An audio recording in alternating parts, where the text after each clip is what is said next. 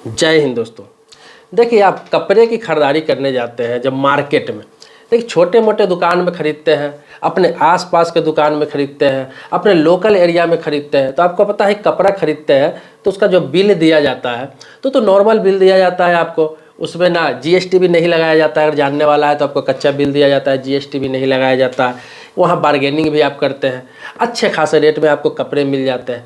लेकिन मैं आपको बता दूं कि वही कपड़ा आप मॉल में खरीदने जाते हैं या फिर कोई शोरूम में खरीदने जाते हैं, कोई बड़ा दुकान में खरीदने जाते हैं, कोई अच्छा दुकान में खरीदने जाते हैं, तो वहाँ क्या है, आपको कपड़ा जब खरीदते हैं तो उसके साथ आपको बिल दिया जाता है। अब बिल जब मिलता है तो बिल में आप देखेंगे कि उसमें जीएसटी लगाया जाता है।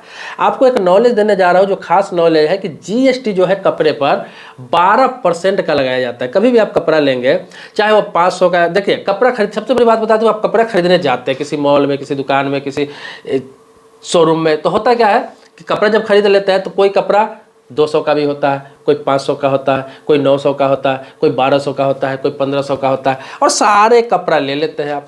अब कपड़ा लेकर जब आप बिल बनवाने जाते हैं तो वहाँ पे जीएसटी लगा दिया जाता है। अब जीएसटी कितना लगता है कपड़े पे? 12% लगा दिया जाता है। जैसा कि मान लिया जाए कि 5000 का आपका बिल हुआ, 12% आपका जीएसटी लगा दिया, तो 12 पच्चीस 60, मतलब 600 रुपया आपका जीएसटी में पैसा चला गया। अब देखिए, बहुत सारे लोगों को मालूम नहीं है कि आप कपड़ा जब खरीदने जाते हैं तो कपड़े पे जीएसटी का अलग अलग रूल है, अलग अलग गाइडलाइन। जैसे मैं आपको बता दूं कि 1000 रुपये से जो कम कीमत का जो कपड़ा है उस पर 5% ही जीएसटी लगता है, और 1000 रुपये से ऊपर का जो कपड़ा है उस पर 12% जीएसटी लगता है। लेकिन होता क्या है कि जब आप कपड़ा खरीदते हैं तो मैंने बताया ना कि कोई 200 का है, कोई 300 का है, कोई 500 का है, कोई 1000 का है, कोई 2000, कोई 3000, कोई 1200, 1300। अब इतना कपड़ा लेते हैं, 4 5 7 कपड़ा आप लिए। अब क्या है कि सभी का एक जगह बिल बना के 12% सीधा बिल पे जीएसटी लगा दिया जाता है। अब 600 रुपये आपको 5000 पे जीएसटी लग गया। अब आप बिल लेकर आए कि भाई 12% जीएसटी लग गया क्योंकि मैंने 5000 का खरीदारी किया है।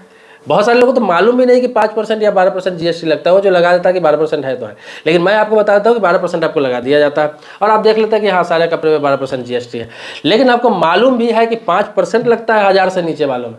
तो मैं आपको बता दूं कि आप जब बिल बनाते हैं तो इस चीज़ को आपको ध्यान रखना है कि उसमें देखना है कि मैंने जो कपड़े लिए हैं उसमें से 2 कपड़ा, 3 कपड़ा, 4 कपड़ा जो है, जो 1000 के नीचे का है, 1000 के नीचे का है, कोई 200 का है, कोई 300 का है, कोई 500 का है, कोई 900 है, कोई 999 तक का भी है, तो उसका बिल आप अलग बनवाइए। उस पर मात्र और मात्र 5% जीएसटी आपको देना है। मतलब कि 5000 के बिल पर मात्र 250 रुपये जीएसटी लगेगा, चाहे मॉल में ले रहा है, चाहे कहीं खरीदारी कर रहा है तो वो लगाता है। लेकिन जो 1000 से ऊपर का आप ले रहा है तो उसका अलग बिल बनवाइए, उसमें क्या है 12% का अलग लगेगा। तो इस तरह है कि काफ़ी बचत आप कर सकते हैं। लेकिन वो क्या करते हैं, सारे पैसे को एक जगह इंक्लूड करके एक जगह बिल बना देते हैं, आपको 12% जीएसटी लगा देंगे टोटल बिल पर मिला के।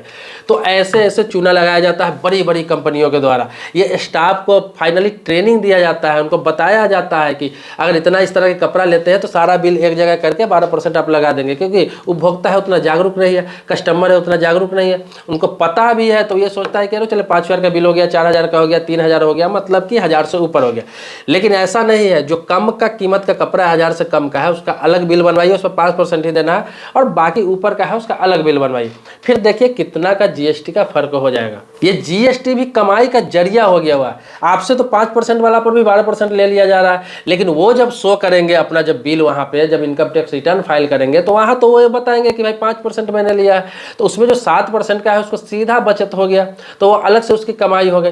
तो जीएसटी के नाम पर भी बहुत सारा घोटाला हो रहा है, बहुत सारा फर्जीवाड़ा हो रहा है। इसी प्रकार से आप होटल में खाना खाने जाते हैं, रेस्टोरेंट में जाते हैं, बहुत सारे लोगों को मालूम नहीं है कि रेस्टोरेंट में खाने के बिल पर कितना जीएसटी लगता है, कितना का खाते हैं तो कितना जीएसटी लगता है, ठहरते हैं तो कितना जीएसटी लगता है, होटल में रुकते हैं तो कितना जीएसटी लगता है। सारा आपसे जोड़ के लिया जाता है, कभी भी आपको पक्का बिल नहीं दिया जाता। आप होटल में स्टे करने जाइए, चाहे कोई भी होटल में, बड़े बड़े होटल में, आपको पक्का बिल नहीं दिया जाएगा, लेकिन जीएसटी इंक्लूड करके आपको बताया जाएगा कि हाँ ये 1200 का रूम है प्लस जीएसटी, ये 1500 का रूम है प्लस जीएसटी। जीएसटी, ये 2000 का रूम है प्लस जीएसटी आपको देना होगा। तो इस तरह करके जीएसटी भी जोड़ के ले लेते हैं, लेकिन आपको बिल नहीं दिया जाता। मतलब जीएसटी समझिए कि उसकी कमाई में ही अंकित रहता है, वो आपको जीएसटी कोई कटता बढ़ता नहीं है। इसीलिए आप होटल में ठहरने भी जा रहे हैं, कहीं रेस्टोरेंट में खाना खा रहे हैं, कुछ भी खा रहे हैं, अगर जीएसटी की बात हो रही है तो आप पक्का बिल उससे लें। और आप एक बार गूगल पर सर्च करके ये जरूर देख लें कि कौन चीज पे कितना टैक्स लगता है, कितना जीएसटी लगता है।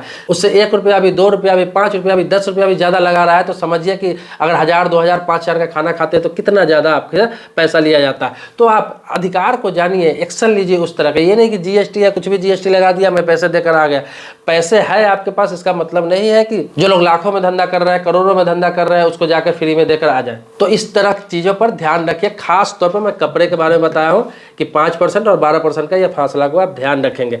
बाकी अगर जीएसटी के और भी स्लैब के बारे में जानना है, कुछ और जानना है, या फिर जीएसटी रजिस्ट्रेशन के बारे में जानना है, जीएसटी कौन रजिस्ट्रेशन करा सकता है, कौन नहीं करा सकता है, कितनी कमाई पे कराना चाहिए, साल की कितनी इनकम है तो जीएसटी आपको कराना चाहिए, कितना टर्नओवर है तो नहीं कराना चाहिए, तो ये चीज़ अगर सारा कुछ जानना चाहते हैं तो आप कमेंट बॉक्स में लिखेंगे तो आपके टॉपिक पर वीडियो बनाऊंगा, इससे संबंधित कोई भी। इसके अलावा आप जानते ही हैं कि बैंकिंग हो गया, इंश्योरेंस हो गया, फाइनेंस हो गया, लोन हो गया, इन्वेस्टमेंट हो गया, पोस्ट ऑफिस हो गया, इस तरह के बहुत सारे टॉपिक पर मैं वीडियो बनाता रहता हूँ और आप लोगों को जागरूक करता रहता हूँ। जो सवाल लोगों के आते हैं उस सवाल के जवाब में वीडियो बनाता रहता हूँ। तो आप कमेंट में लिखिए, आपके सवालों के जवाब में वीडियो बनेगा। सब्सक्राइबर नहीं है अभी तक तो चैनल को सब्सक्राइब करिएगा, लेकिन सब्सक्राइबर हैं पहले से, तो इसके लिए कोटि कोटि धन्यवाद देता हूँ। आभारी हूँ आपका। मिलते हैं नेक्स्ट वीडियो में एक नए मुद्दे के साथ, तब तक के लिए शुक्रिया, धन्यवाद, जय हिंद दोस्तों।